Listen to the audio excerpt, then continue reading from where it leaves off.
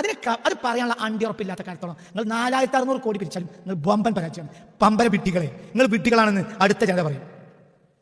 നിങ്ങൾക്ക് മനസ്സിലാവില്ല. കാരണം നിങ്ങൾ കക്കൂസിൽ അടിക്ക് ഇറങ്ങിപ്പോ എന്ത് പണാണോ വലുപ്പത്തരം? നിന്റെ സമ്മേളനം ഉദ്ഘാടനം ചെയ്യുന്നത് ഈ വഹാബികളും അർദ്ധവഹാബികളും ആണെങ്കിൽ നിന്റെ ഐഡന്റിറ്റിക്ക് എന്ത് വിലയുള്ളത്? നീ 4046,000 കോടി പിരിച്ചിട്ട് എന്താ കാര്യം? അതൊക്കെ ഫിത്നന്റെ സാധനമല്ലേ?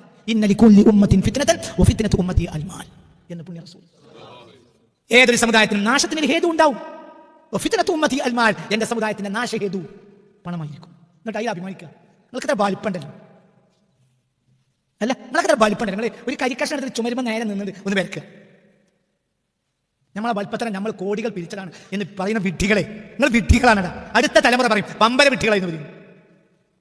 നിലക്ക് നിർത്തേണ്ടവരെ നിലക്ക് നിർത്താൻ കഴിയാത്ത, അതാണ് ഒരു കൂട്ടായ്മയുടെ ഐഡന്റിറ്റി. അതാണ് ആ കൂട്ടായ്മയുടെ മിക്കവും. ഇനി കഴിയാത്ത കാലത്ത് എനിക്ക് ഇവരോട് ഒന്നും ഇവരോടല്ല, ദീനോട് നശിക്കാൻ പോവാണ്. ദീൻ നശിക്കും. ഈ നിലക്ക് പോയാൽ ദീൻ നശിക്കും. മത നേതാക്കന്മാർ വഹാബിസത്തിന് കീഴ്പ്പെട്ടു. അതായത് മത നേതാക്കന്മാരിലെ മുഗൾ തട്ട്, പ്രത്യേകിച്ച് സമൂഹം എപ്പോഴും ശ്രദ്ധിക്കുന്ന ഒരു ജനതയാണ് സയ്യിദന്മാർ. ആ സയ്യിദന്മാരുടെ മുഗൾ തട്ട് വഹാബിസത്തിന് വഴിപ്പെട്ടു. കോർപ്പറേറ്റുകളുടെ കൂട്ടുകാരുമായി. കോർപ്പറേറ്റുകളുടെ മതം എപ്പോഴും വഹാബിസിക്കും. പ്രത്യേകിച്ച് കോർപ്പറേറ്റുകൾ മുഴുവൻ ഇപ്പോൾ അഴിഞ്ഞാടുന്നത് വഹാബി രാജ്യങ്ങളിലാണ്. അപ്പോൾ അവരുടെ മതം പൊതുവായി ഒരു വഹാബിസിക്കും. നമ്മുടെ സയ്യിദന്മാരുടെ നേതാക്കൾ മുഴുവനും കോർപ്പറേറ്റുകളുടെ അടിമകളാണ്. അല്ലാത്ത നിലയിലും വഹാബിസം അവർ സ്വാധീനിച്ചു. അപ്പോൾ അതിശക്തമായി വഹാബിസം സ്വാധീനിച്ചവരാണ് നമ്മുടെ സയ്യിദന്മാരുടെ മുകളിലുള്ള ആളുകൾ. യൂത്ത് ലിബറലിസ്റ്റുകളുമാണ്. ഇത് രണ്ടിൻ്റെയും ഇടയിലാണ് ഇന്ന് മലയാളക്കാർ. ഇനി നിങ്ങൾ എന്ത് ചെയ്തിട്ടും കാര്യമില്ല, സമൂഹത്തെ പിടിച്ചെത്താൻ കഴിയില്ല. അല്ലെങ്കിൽ ഇവരെ നേതൃസ്ഥലങ്ങളിൽ നിന്ന് താഴെ ഇറക്കി വെക്കാൻ സുന്നി പ്രസ്ഥാനങ്ങൾക്ക് കഴിയണം. അതിന് കഴിയൂല. എന്തുകൊണ്ട്? കെട്ടുപാടുകൾ. സുന്നികളുടെ അടിയന്തരമായി കഴിഞ്ഞു. സുന്നികൾക്ക് ഇനി അടിയന്തരം ഉണ്ടാവുള്ളൂ. യാതൊരു സംശയം. നിങ്ങൾക്കിത് കേൾക്കുമ്പോൾ എന്നോട് ദേഷ്യം തോന്നും. പക്ഷെ അത് നടക്കും. എന്തുകൊണ്ട്? മുകളിലുള്ള സുന്നി സയ്യിദന്മാർ മുഴുവനും വഹാബികളാണ്, കടുത്ത വഹാബികളാണ്. പിന്നെ അവരുടെ നിലനിൽപ്പിന് വേണ്ടി സുന്നി ആയി നടിക്കുന്നേ ഉള്ളൂ. 1.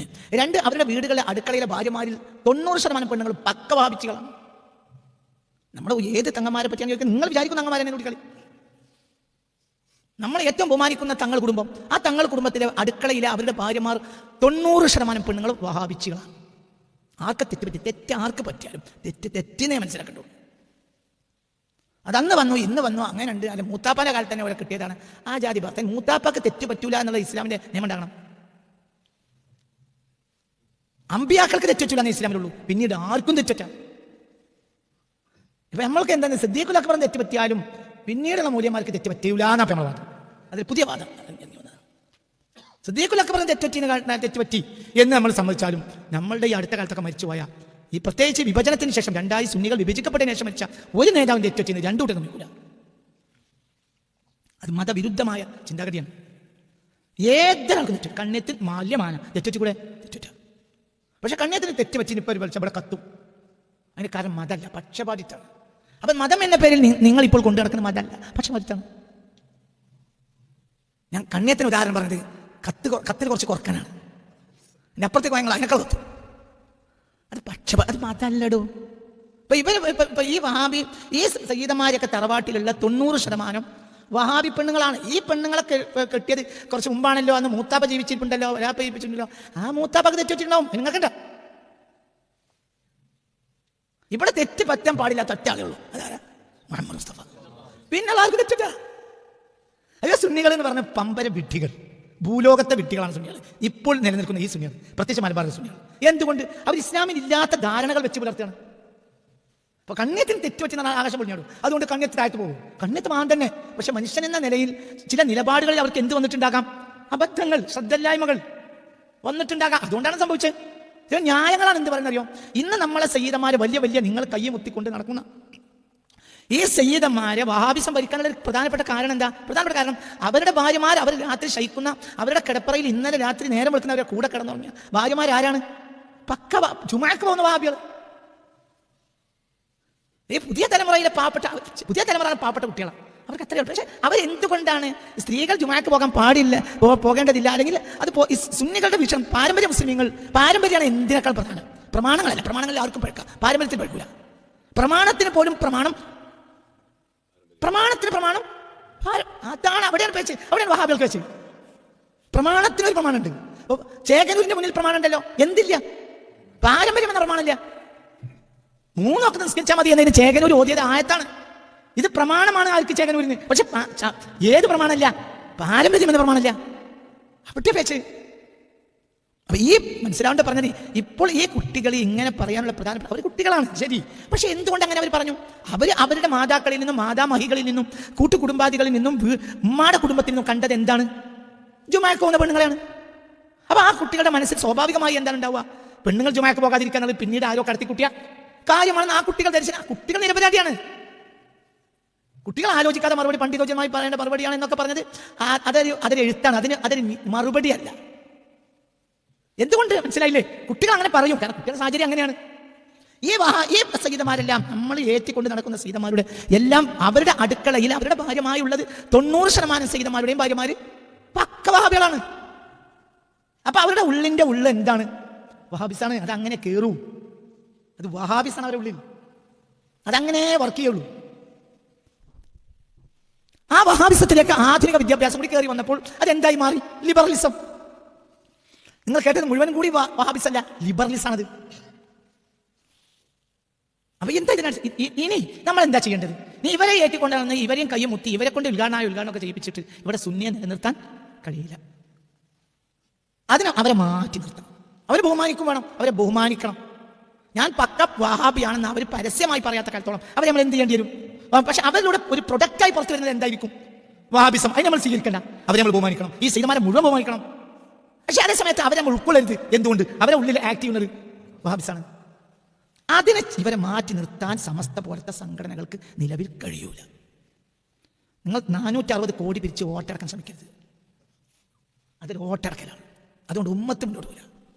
മുന്നോട്ട് പോകണമെങ്കിൽ നിങ്ങൾ പുറത്ത് പോയി, നിങ്ങളെ ഞങ്ങൾക്ക് പറ്റൂല. KM മൗലവിക്കെതിരെ ഉണ്ടാക്കിയതാ സമസ്ത. ആ KM മൗലവിയുടെ മനാഖിബ് പറയുന്ന ഗ്രന്ഥം സമസ്തയുടെ യുവജന സംഘടനയുടെ സംസ്ഥാന അധ്യക്ഷൻ പ്രകാശനം ചെയ്യുക എന്ന് പറഞ്ഞാൽ നിങ്ങൾ മാറി നിൽക്കി എന്ന് പറയാൻ കഴിയണം. അത് കഴിയാത്ത കാലത്തോളം ഇവിടെ സുന്നി സത്യത്തെ തടഞ്ഞു നിലനിർത്താൻ സമസ്തയെ പോലത്തെ സംഘടനകൾക്ക് കഴിയില്ല. ഒരു സുന്നി സംഘടനകൾക്ക് കഴിയില്ല. ഇപ്പോഴും അവർ മനാഖിബ് പാടുകയാണ്. ഈ വഹാബിസം ഇവരിൽ നിന്ന് പുറത്ത് വന്നിട്ടും അവരുടെ മാത്രം പാടാണ്. അതിന് ന്യായമില്ല. സയ്യിദമാരെയൊക്കെ ഒരു സയ്യിദിന് മറ്റൊരു സയ്യിദിനേക്കാൾ ഒരു പ്രത്യേകതയുമില്ല. ഇല്ലാ ബിത്തഖ്വ. എല്ലാവരും സയ്യിദന്മാരാണ്. ആരാ സയ്യിദല്ല? സയ്യിദായതെല്ലാം തൊട്ടപ്പുറത്ത് 4 ഫർലാങ് അപ്പുറത്ത് ഒരു ചായപ്പീടി നടത്തുന്ന സയ്യിദും നിങ്ങളിപ്പോൾ കയ്യുമുത്തിയ സയ്യിദും തമ്മിൽ ഒരു വ്യത്യാസമില്ല. അവരെല്ലാം ഔലാദു ഫാത്തിമ. മറ്റത് റഹ്ബാനിയത്താണ്, പൗരോഹിത്യം. മനസ്സിലായില്ല? ഇന്നാലിന്റെ കുടുംബത്തിലെ സയ്യിദന്മാർ മഹാന്മാരാണ്, മറ്റൊക്കെ സാധാരണ സയ്യിദന്മാരാണ് എന്നാണ് ഇന്ന് നിങ്ങൾ സമസ്തയടക്കം പ്രചരിപ്പിക്കുന്നത്. അങ്ങനെയാണ്. അത് പുറത്ത് പറഞ്ഞാലോ പറഞ്ഞില്ലെങ്കിലും ഈ കഴിഞ്ഞ അടുത്ത കാലത്ത് പോലും ഒരു സമ്മേളനത്തിൽ അതൊരു പ്രത്യേക സയ്യിദ് കുടുംബമാണ് എന്ന് പ്രസംഗിക്കുന്നത് ഞാൻ കേട്ടിട്ടുണ്ട്. അത് ജഹിലാണ്, അത് റഹ്ബാനിയത്താണ്, അത് ദീനല്ല. അങ്ങനെ വരുമ്പോൾ ഇവർ ചെയ്തതെല്ലാം ശരിയാണെന്ന് സാധുക്കൾ ധരിക്കും. ഇപ്പൊ നിലവിൽ വളർന്നു വരുന്ന യൂത്ത് ഇതായിരിക്കും ദീനെന്ന് ധരിക്കുന്നതിൽ ഒരു തെറ്റുമില്ല. കാരണം സുന്നീന്ന് പറഞ്ഞ് മേലെ നടക്കുന്നവരെ ഇവരെ ബഹുമാനിക്കാണ്. ഇവരിലൂടെ വഹാബിസം പുറത്തേക്ക് വരുന്നു ആവുകയാണ്. അപ്പോൾ പിന്നെ പുതിയ യൂത്തിന്റെ മതം വഹാബിസവും അല്ലെങ്കിൽ ലിബറൽ വഹാബിസവും. എങ്ങനെ നമുക്ക് ഈ അരുതേന പറയേണ്ടതിനോട് അരുതേന പറയാത്ത കാലത്തോളം ഒരു സമൂഹത്തിന് മുന്നോട്ട്, ആ സമൂഹത്തിന്റെ ഐഡന്റിറ്റിയിൽ മുന്നോട്ട് കഴിയില്ല. മറ്റു പലതുമായി മുന്നോട്ട് പോകാം. വളരെ നിങ്ങൾ ഗൗരവമുള്ള സത്യങ്ങളാണ് ഞാനീ പറഞ്ഞത്. ഞാനൊരു ഇന്റർവ്യൂമേൽ വർത്താനം പറയല്ല. അതൊക്കെ ചെറിയ കുട്ടികളാണ്. പക്ഷെ ആ കുട്ടികളുടെ മതം ലിബറലിസം.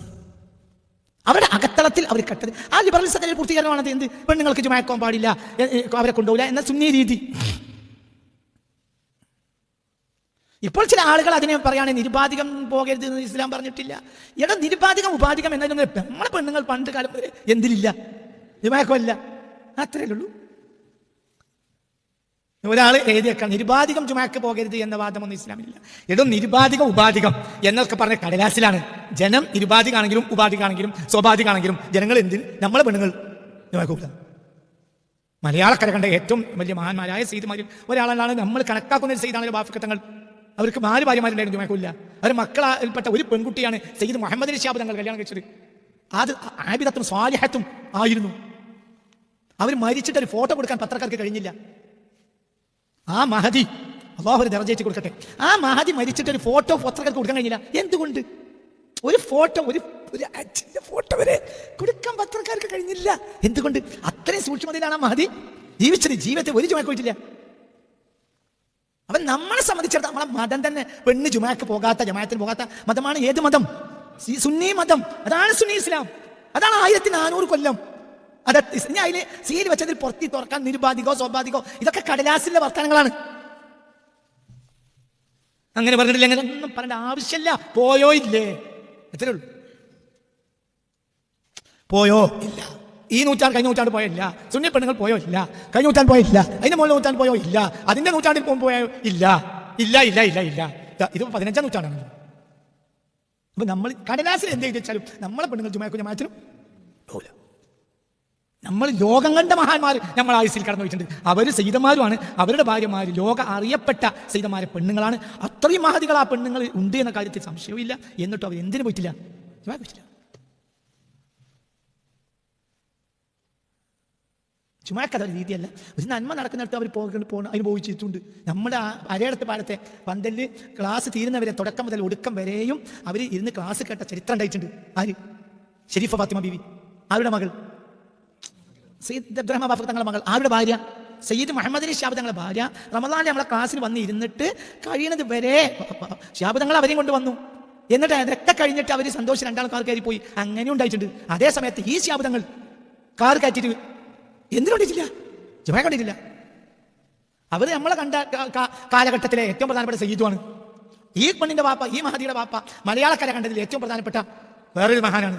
മഹാൻ വ്യക്തിവിദ്യയിലാണ് പറയുന്നത്, കുടുംബമല്ല പറയുന്നത്, തറവാടല്ല പറയുന്നത്. ആ മഹാനാണ്. നിങ്ങൾ ചെയ്തിട്ടില്ല. അപ്പൊ അതല്ലേ നമ്മളെ രീതി. അപ്പൊ ഞാൻ വാതിൽ പൊട്ടിക്കാൻ പാടില്ല. ഭരണിയിൽ അടച്ച് ഭദ്രമാക്കിയ ഭൂതത്തിനെ പിന്നെ പുറത്തെടുക്കാൻ പാടില്ല. അത് അടച്ചു പോയതാണ്. നമ്മളെക്കാൾ ഉത്തമരായ ആളുകൾ അത് ചെയ്തിട്ടില്ല. അപ്പൊ ഇപ്പോഴുള്ള ഈ താല്പര്യങ്ങൾ വരുന്നത് എന്തുകൊണ്ടാണ്? ആ കുട്ടികളൊക്കെ പരിചയപ്പെടുന്നത് എന്താണ്? വഹാബി ദീനാണ്. അവരുടെ ഉമ്മ വഴിയോ കുടുംബം വഴിയൊക്കെ അങ്ങനെയാണ്. അപ്പൊ നമ്മളത് മനസ്സിലാക്കി. ആ സൈദ് നമ്മൾ അവമതിക്കേണ്ടതുണ്ടോ? ഒരിക്കലും ഇല്ല. ആ സൈദന്മാരൊക്കെ നമ്മൾ ബഹുമാനിക്കണം. പക്ഷെ നിലപാടിൽ പറ്റൂല.